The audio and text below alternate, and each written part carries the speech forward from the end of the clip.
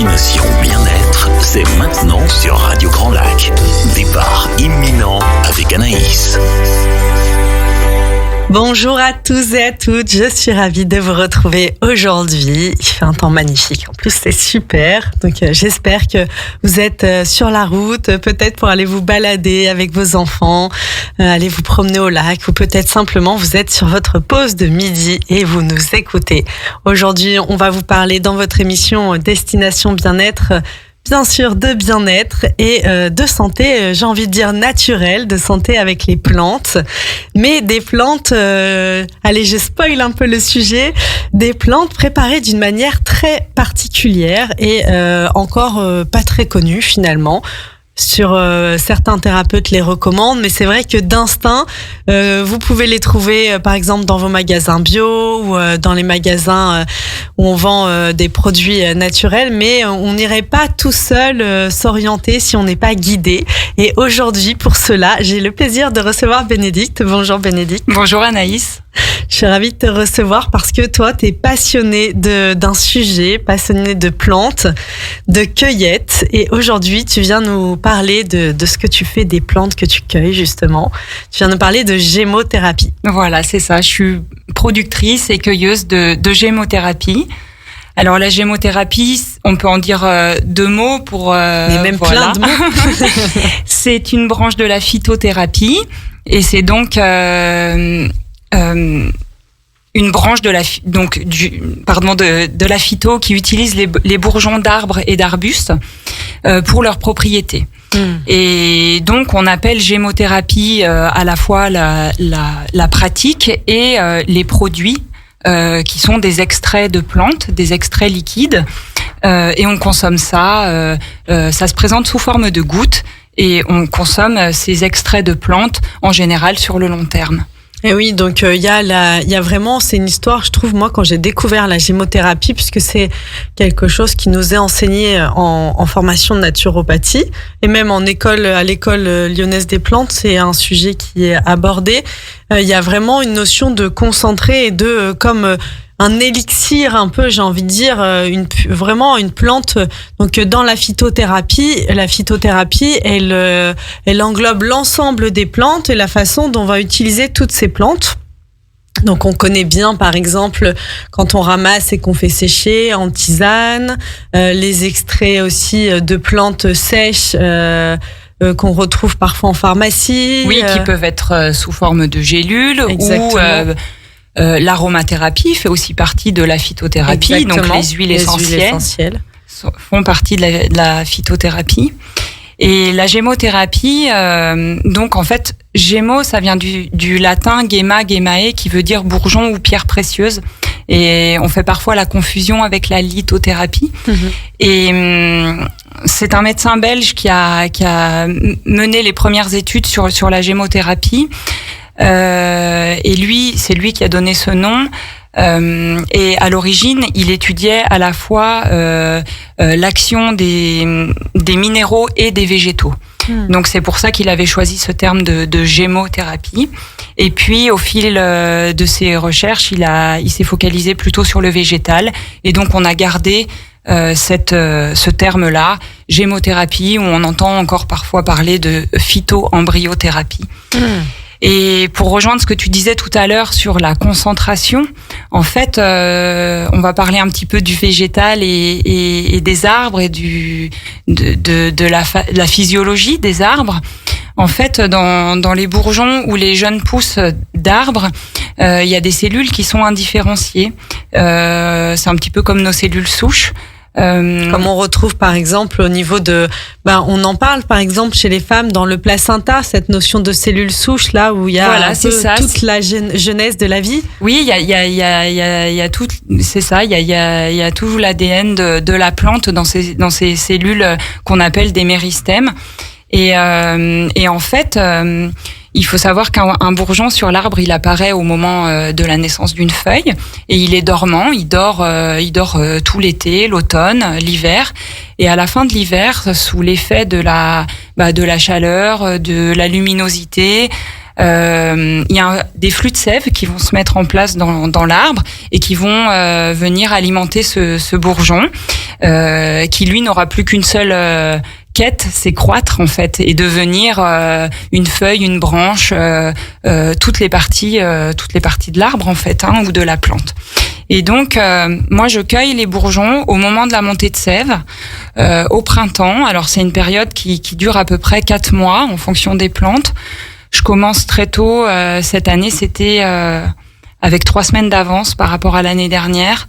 Je commence par les arbustes, tout ce qui est les églantiers, les cornouillers, toutes les petits arbres, on va dire. Ensuite viennent les grands arbres, et puis là, je viens de terminer avec les cueillettes d'altitude, où là, on cueille les petites plantes, la bruyère, les rêles. Donc en fait, chaque plante a son développement à différents moments de l'année, on va dire.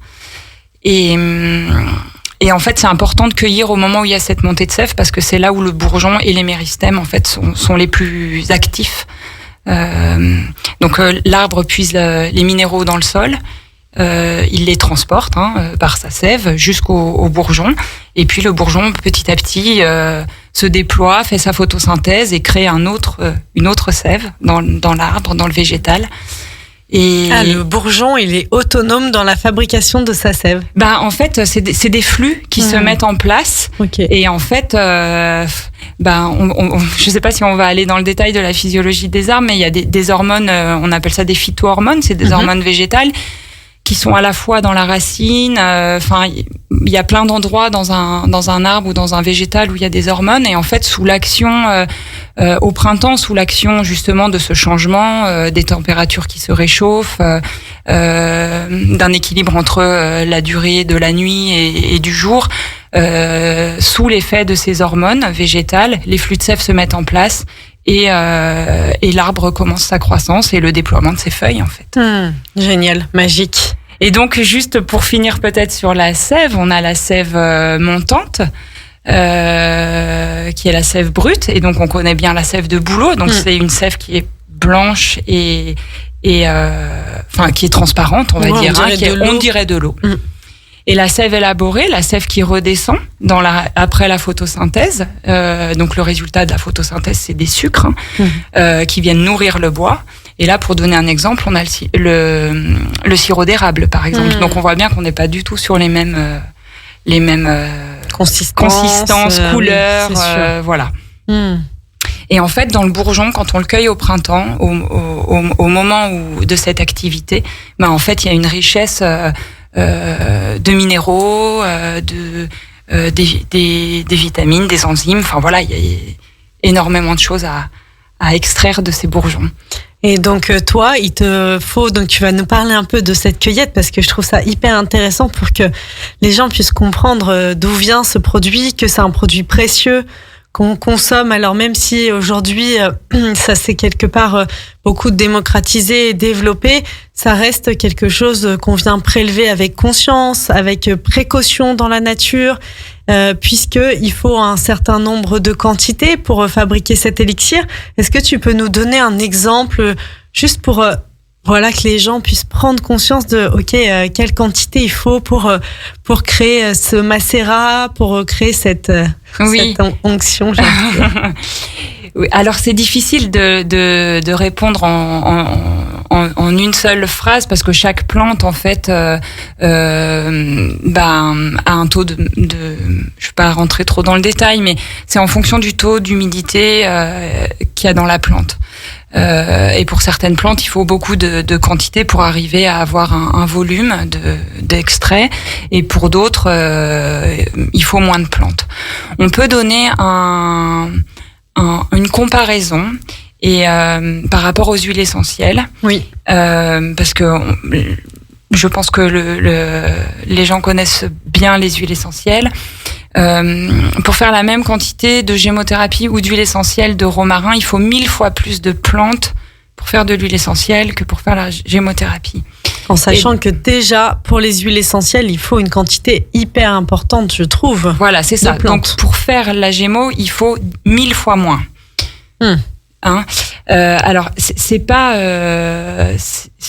les huiles essentielles. Moi, j'en utilise. J'ai vraiment rien contre les huiles essentielles, mais du coup, on n'est pas sur les mêmes produits. Une huile essentielle, elle va être très concentrée, mais avec peu de principes actifs. C'est-à-dire que c'est peu de principes en très grande quantité.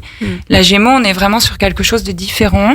On a une très grande diversité de principes actifs. Par exemple, si on prend de la Gémeaux de romarin, dans la Gémeaux, il y a un petit peu d'huile essentielle de romarin.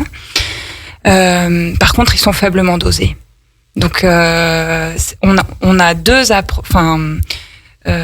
approches différentes dans la façon de produire, et ça induit aussi deux façons différentes de consommer.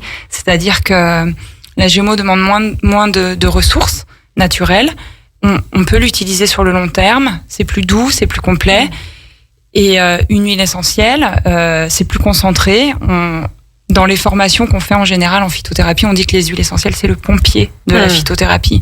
On l'utilise pour une action choc, sur du court terme. Complètement. Voilà. Donc c'est pour... Et puis on essaie aussi, il y a une très très grande différence, c'est que avec les huiles essentielles, en tout cas, je sais que c'est possible de le faire dans des cas, comme tu dis, un peu d'urgence et tout, mais le plus possible, on essaie de pas les ingérer. C'est vraiment très très très puissant, très fort. On les utilise avec parcimonie.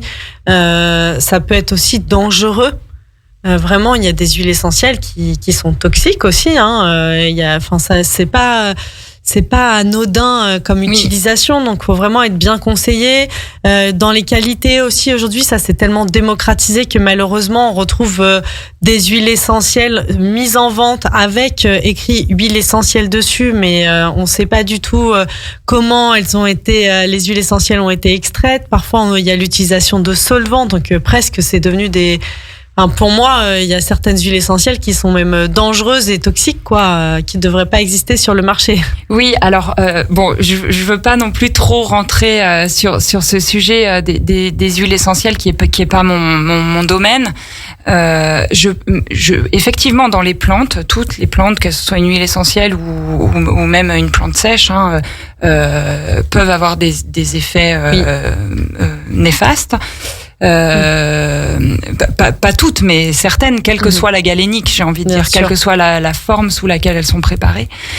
Et après, c'est vrai qu'en termes d'information, d'étiquetage, que ce soit de la Gémeaux ou de l'huile essentielle, dans tous les produits, je pense qu'il faut être informer au mieux le consommateur pour vraiment regarder les étiquettes, vous renseigner. Moi, je le vois beaucoup avec certains compléments alimentaires aussi. C'est très large. En tout cas, quand on parle des plantes, tout à l'heure, tu disais, on en parlera après, mais de la notion de vous êtes des personnes qui vous reconnectez entre vous, les cueilleurs, vous vous connaissez, c'est un petit milieu. Et il y a certains laboratoires, on sait pas, les produits, on sait pas trop d'où ils viennent, il n'y a pas de traçabilité. Pour moi, la traçabilité, il est un signe et un gage de qualité pour le consommateur.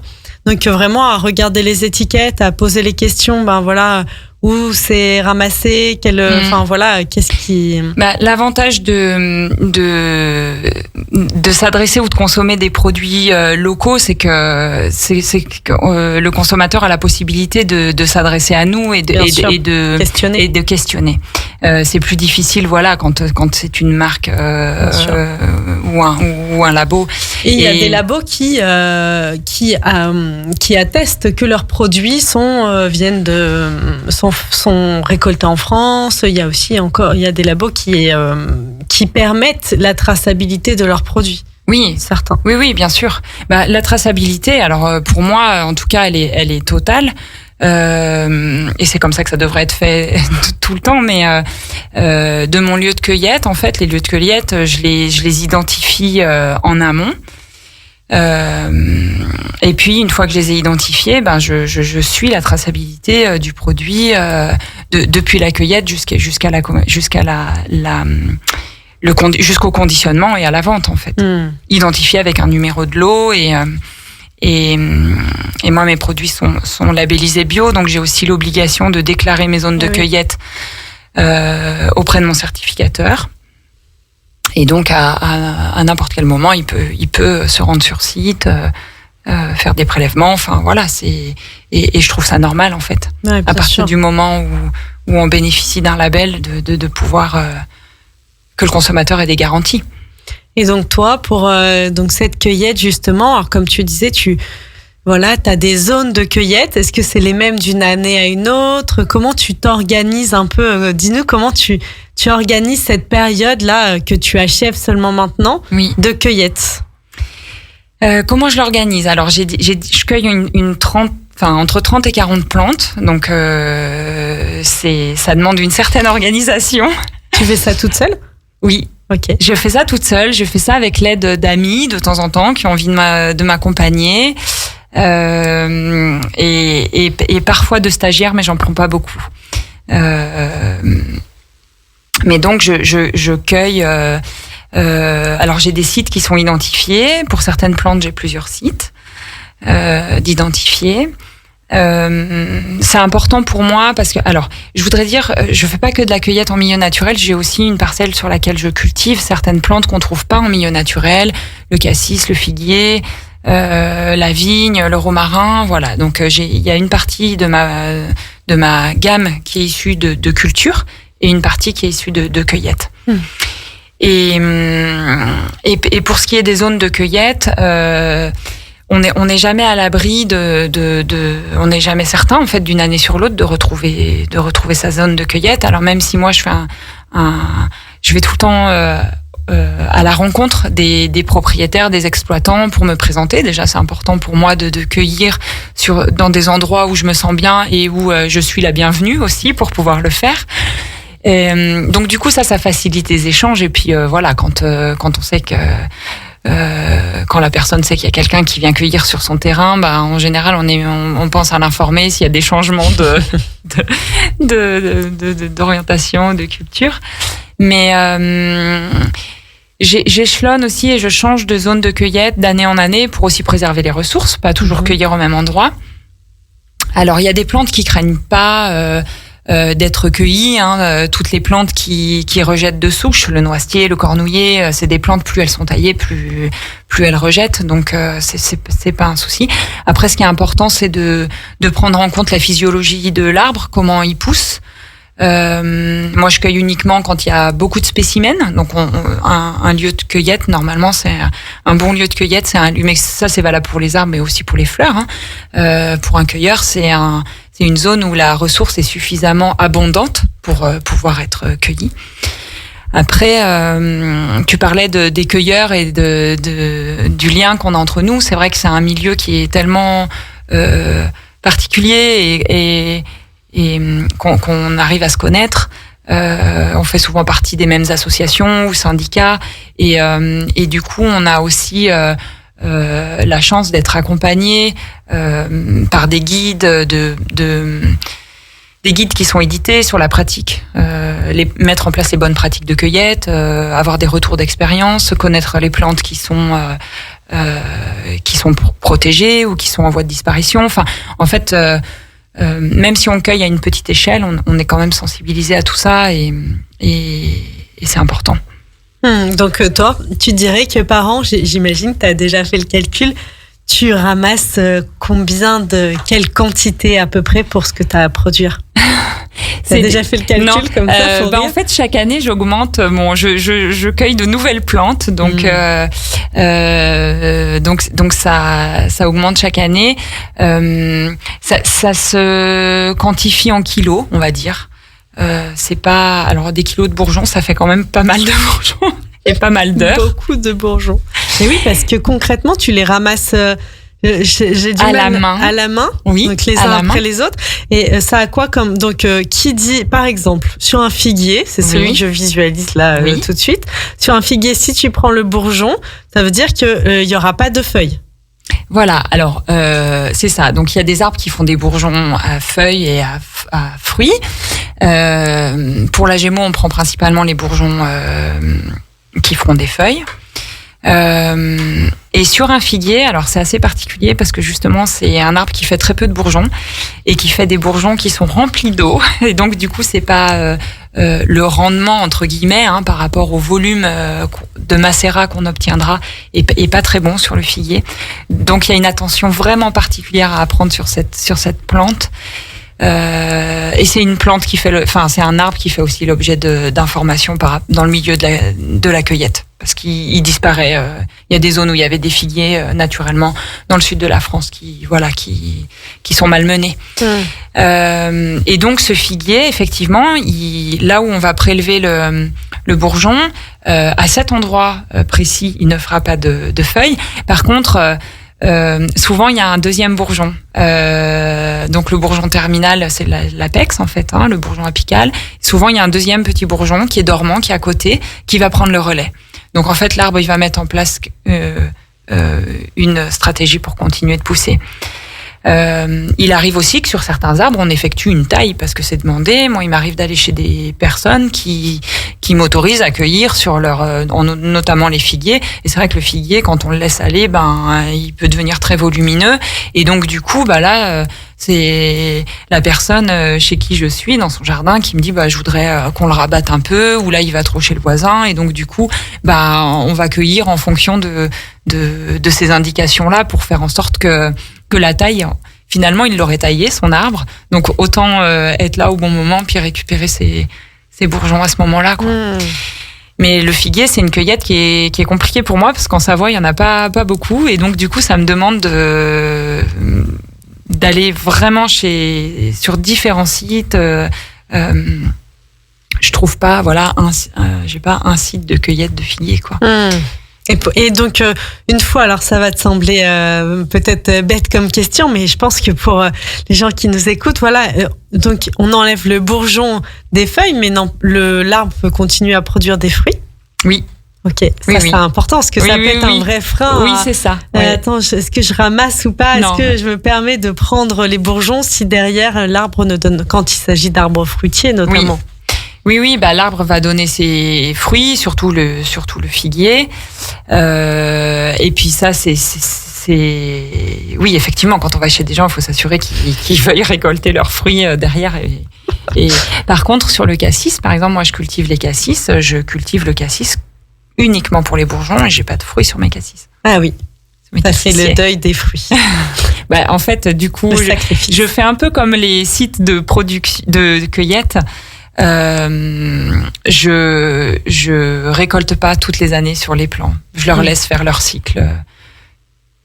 Je les laisse pas au repos, mais c'est l'opportunité au moins une année sur deux de faire leur fruit. Pour une plante, pour moi, ça me paraît important qu'elle puisse faire son cycle sur une année quand même. Merci Bénédicte de nous avoir on vous a parlé là un peu de la gémothérapie, qu'est-ce que c'est, comment on récolte ces bourgeons.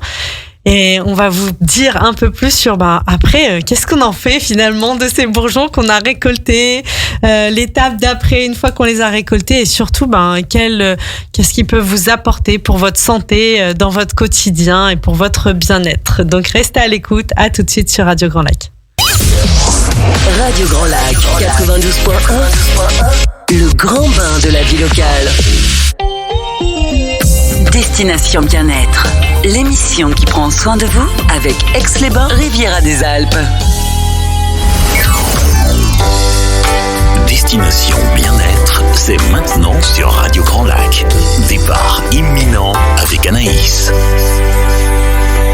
Merci de toujours être à l'écoute sur Radio Grand Lac. Aujourd'hui, on vous parle de bourgeons, des bienfaits des bourgeons. Donc, merci Bénédicte d'être là, puisque toi, tu fabriques en fait finalement ces élixirs à base de bourgeons.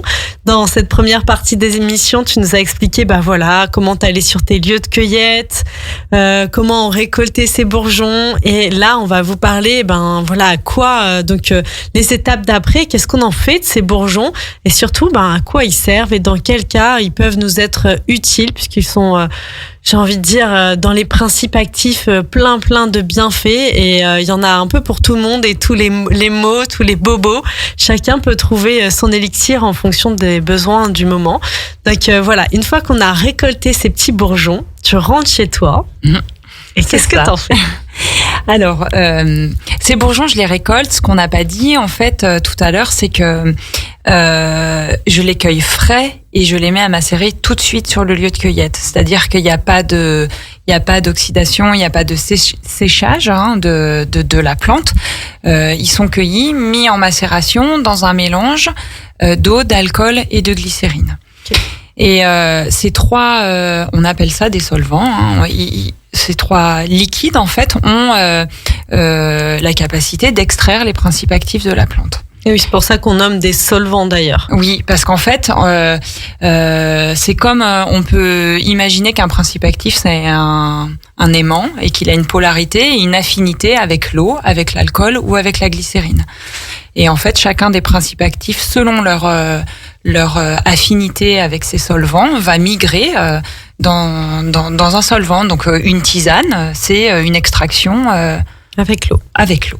C'est ça que je trouve aussi très intéressant dans la Gémeaux, c'est qu'il y a ces trois solvants différents, parce que là tu dis l'eau, donc pour la tisane, il y a aussi certaines plantes où c'est juste la glycérine, donc notamment les extraits de plantes standardisés, là, les EPS. Il y a aussi, comment ça s'appelle, les alcoolatures. Voilà, c'est ça. Voilà. Donc là, c'est une extraction uniquement avec l'alcool. Les fleurs de bac aussi, c'est uniquement avec l'eau qu'on vient extraire. Et là, dans la Gémeaux, il y a aussi cette notion-là qui est vraiment intéressante. On vient avec trois solvants différents. Qui viennent extraire, voilà, les principes actifs du bourgeon. Et en fait, on dit que dans le bourgeon, il y a le totem de la plante, c'est-à-dire qu'il y a l'ensemble des propriétés de la plante, et donc on en a parlé dans la première partie, toutes ces cellules indifférenciées en fait qui portent voilà la génétique de la plante, et donc on extrait les principes actifs comme ça. Et donc de retour à la maison. Donc déjà tout est dans, je sais pas, j'imagine des grandes jarres où tu mets tes solvants et t'as mis tes bourgeons dedans. Voilà, c'est ça. Donc quand je pars en cueillette, je prends des flacons ou des bidons ou des bocaux en verre de petite contenance que je puisse porter dans mon sac à dos en fait, et de retour à la maison, du coup j'ajuste en fait en fonction du poids de plantes que j'ai cueillies, j'ajuste la bonne quantité de solvant nécessaire. Et oui, parce qu'il peut y avoir une forme de saturation à un moment du solvant, c'est ça ? C'est ça. Et donc, en fait, on cherche à saturer le solvant. Et pour connaître le niveau de saturation, il faut connaître le taux de matière sèche dans la plante. Et donc, arrivé à la maison, je prélève toujours un échantillon de plantes fraîches que je fais sécher pour en connaître le taux de matière sèche. Ce qui va me permettre de déterminer la quantité de solvant à mettre. Ok. Et ensuite, on laisse macérer, on leur dit des jolies paroles, on en prend soin. Je leur mets un peu de musique. Voilà. Je les laisse tranquilles quand je suis de mauvaise humeur. Ouais. Et puis ensuite, je presse, je filtre et je mets en flacon. Tu presses avec un pressoir inox. C'est un pressoir manuel.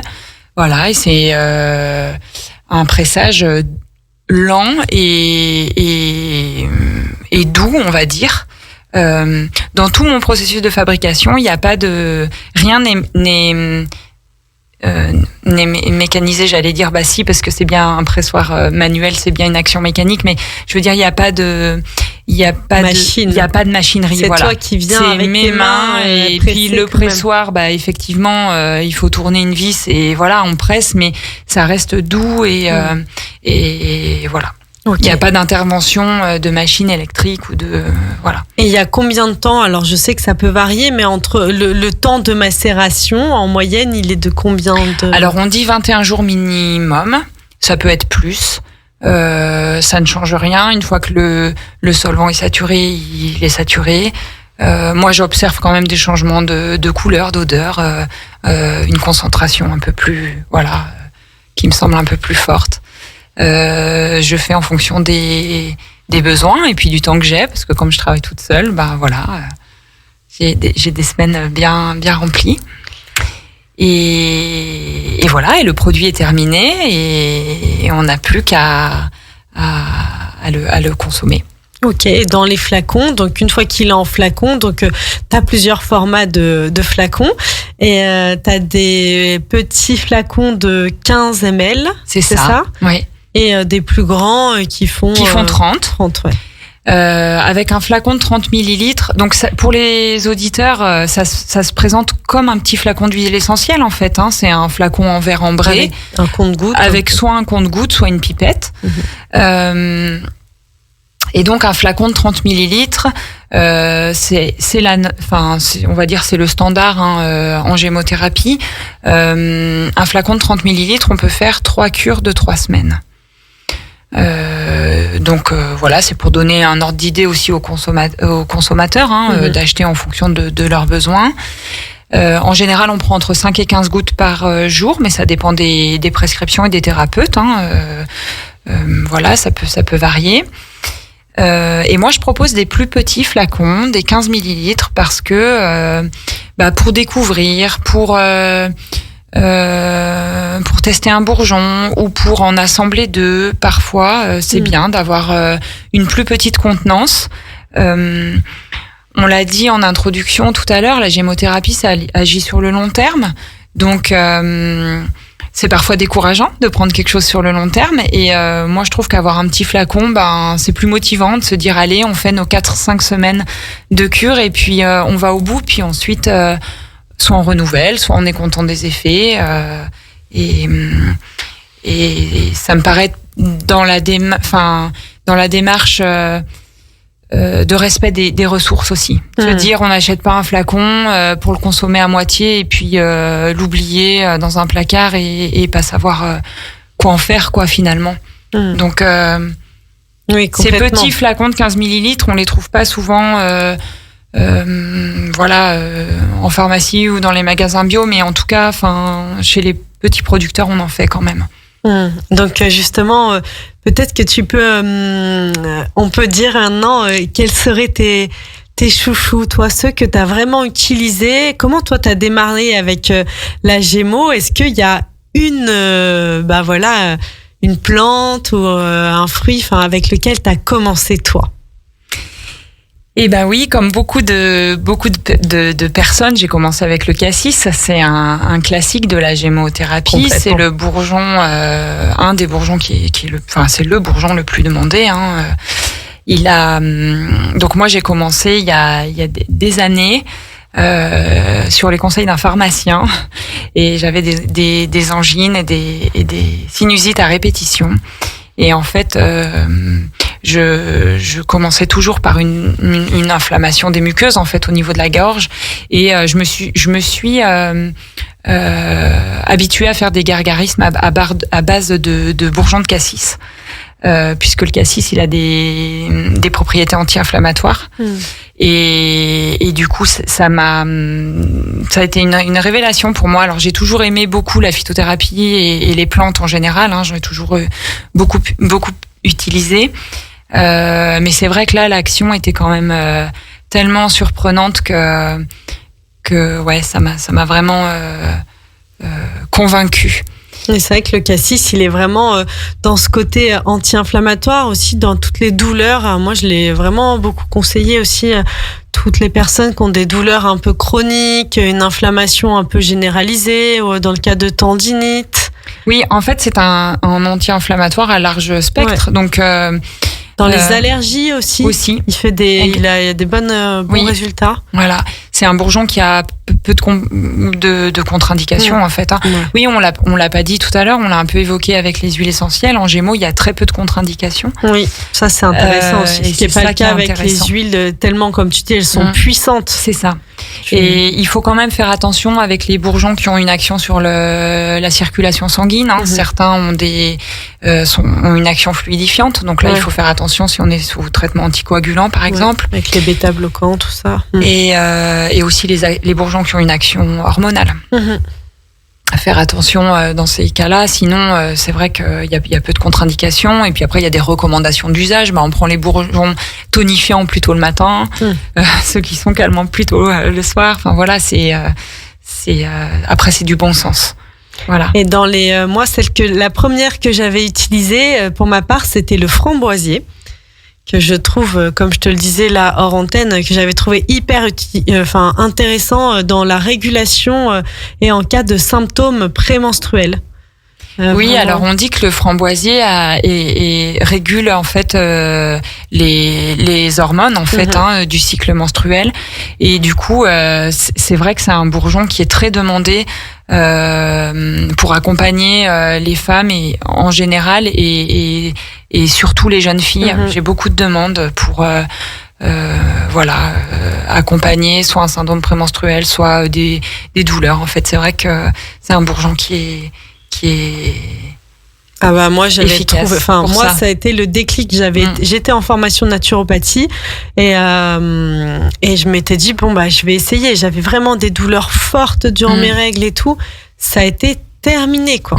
C'était incroyable. Et d'ailleurs je me rappelle, tu vois, avoir pris un peu en urgence, c'est-à-dire j'avais été chercher ça en boutique.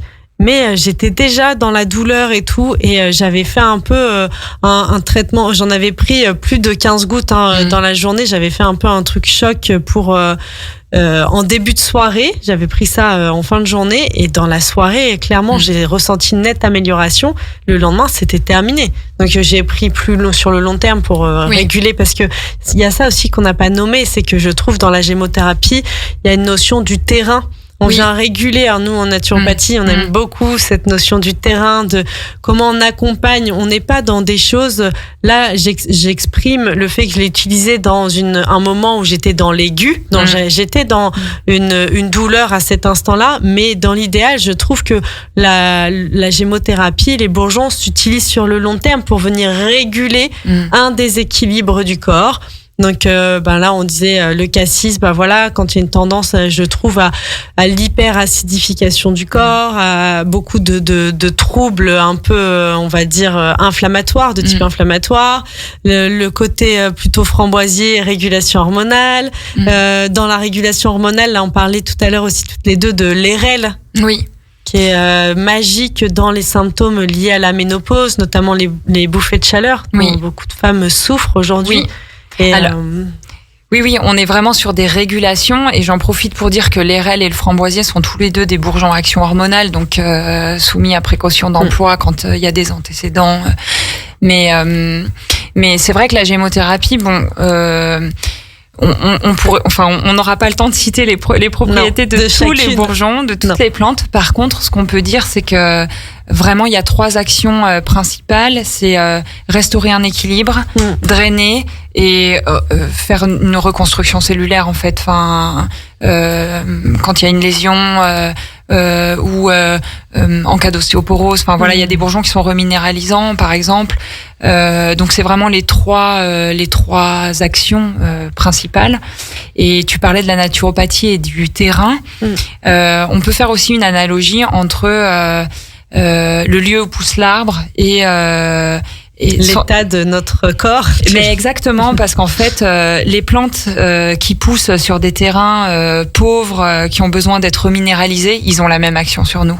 Et en fait, notre terrain et l'endroit où pousse l'arbre, c'est la même chose. On est liés. En fait, le bourgeon a la même action, en fait.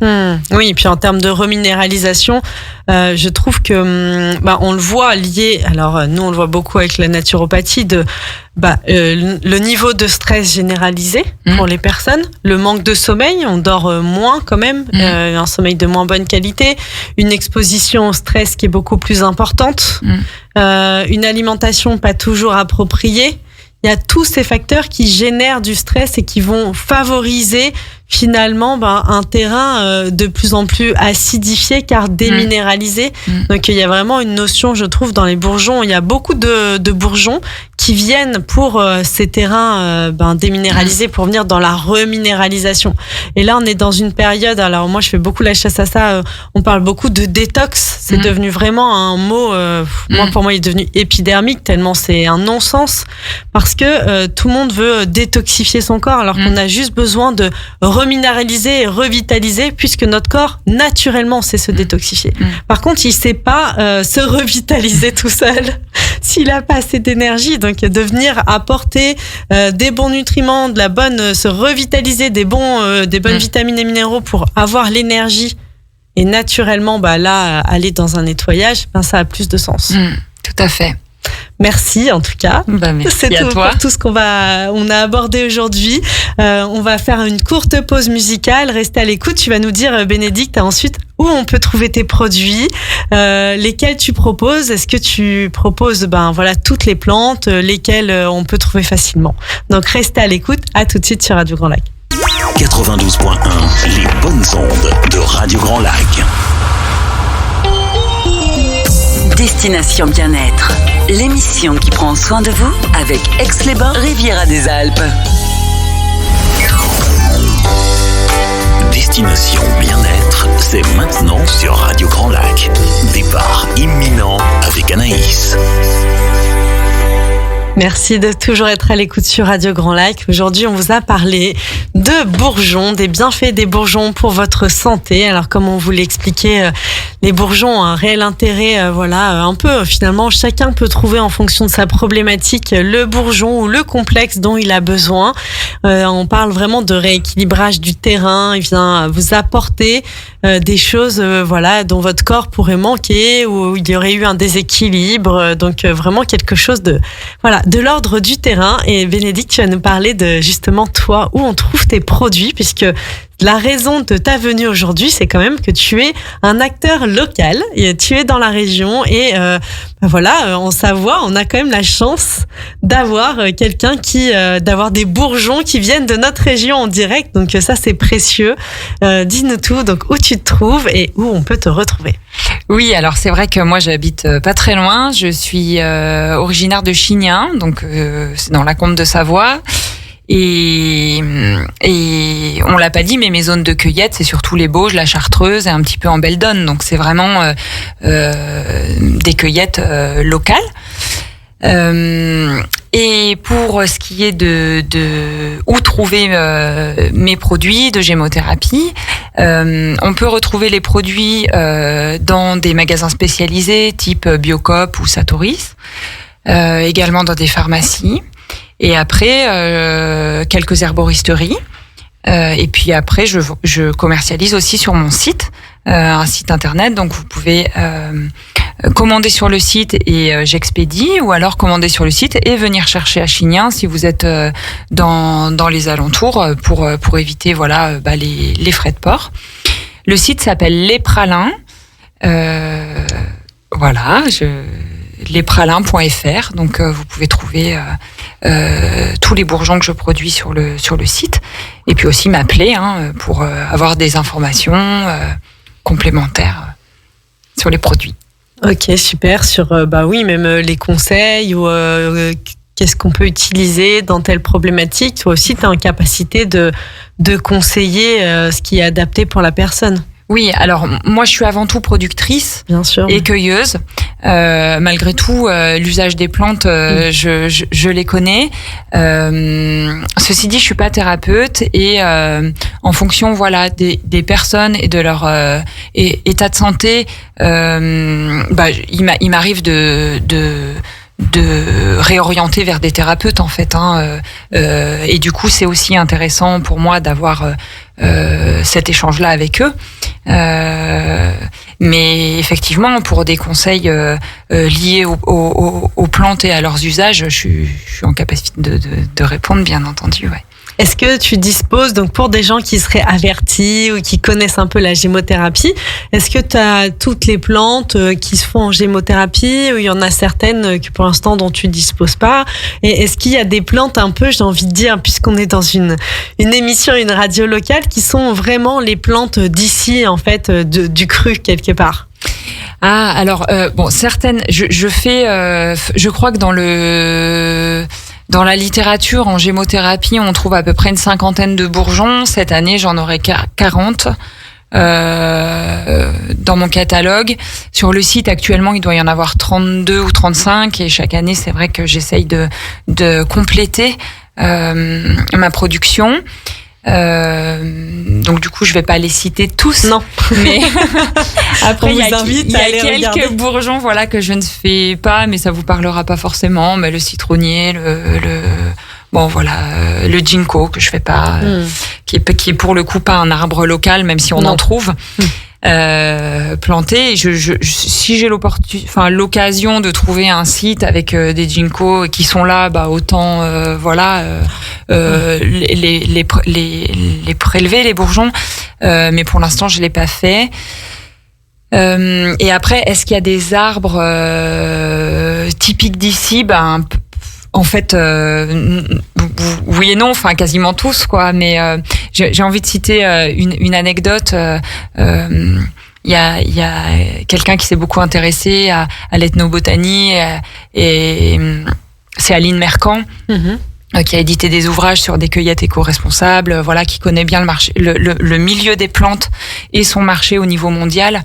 Et elle citait comme anecdote que nous, on est friands d'ashwagandha et d'arpagophytum, mais que dans certains autres coins du globe, ils cherchent du frêne à tout prix. Donc nous avons du frêne partout ici. C'est vrai qu'on n'en manque pas. Voilà. Donc profitons de ce qu'on a à côté de nous, quoi. Complètement. Voilà. Le frêne, oui. Le frêne, le noisetier, même les noyers. Les noyers, on est dans une super un terroir à noyer. Le tilleul aussi. Le tilleul. Ici en Savoie, ils se plaisent vraiment bien les tilleuls, c'est assez fou, quoi. Ils se plaisent bien, les tilleuls aiment l'eau. Il y a dans les Bauges, il y a beaucoup d'eau. Enfin, voilà. Donc le tilleul, c'est un arbre vraiment un arbre local. L'érable champêtre, le chêne.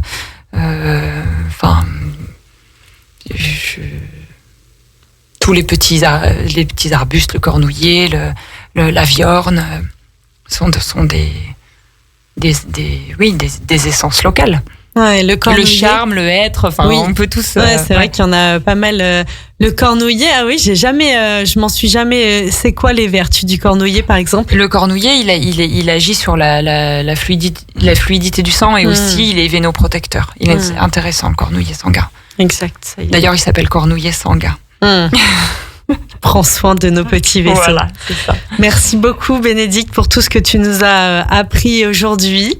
Merci à toi de m'avoir reçu. C'était une première, mais tu t'en es bien sorti. C'était très chouette. Voilà. Donc on peut te retrouver sur le site Les Pralins. Les Pralins, c'est ça. Donc lespralins.fr. Les Pralins, ça s'écrit P-R-A-L-I. P-R-A-S-L-I-N-S. Ah, tu vois, on fait bien de préciser. Voilà. Donc, P-R-A-S-L-I-N-S.fr. Donc, pour commander tes produits, ou si on souhaite venir te voir, on te contacte et on peut venir te voir avec directement chez toi pour une petite visite ou connecter et rencontrer tes plantes. Est-ce qu'il y a des salons auxquels moi, je t'ai rencontré sur un salon, par exemple, dans la région, là, au Salon des médecines de l'âme, il y a quelques temps.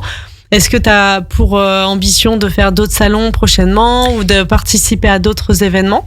Alors, des salons, j'en ai pas de prévu pour l'instant. C'est surtout au printemps. Après, il y a les salons bien-être, mais l'été, je suis plutôt sur les marchés de producteurs.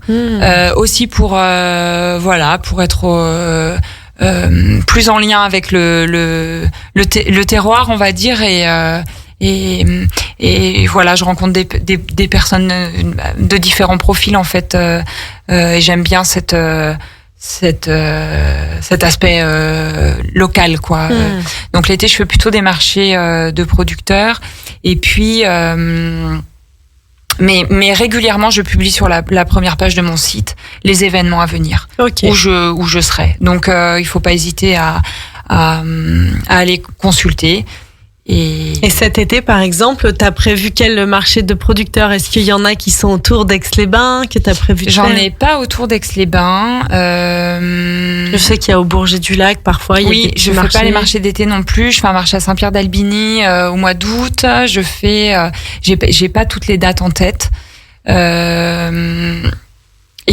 Le mieux, c'est de regarder sur le site. Ok. Est-ce que t'es présente sur les réseaux sociaux? Est-ce que Oui, je suis présente sur les réseaux sociaux et je suis pas très active sur les réseaux, mais j'essaye quand même de partager en images ce que je fais, où je suis, mes lieux de cueillette. Donc il faut pas hésiter à aller sur ma page Facebook ou Insta, les pralins.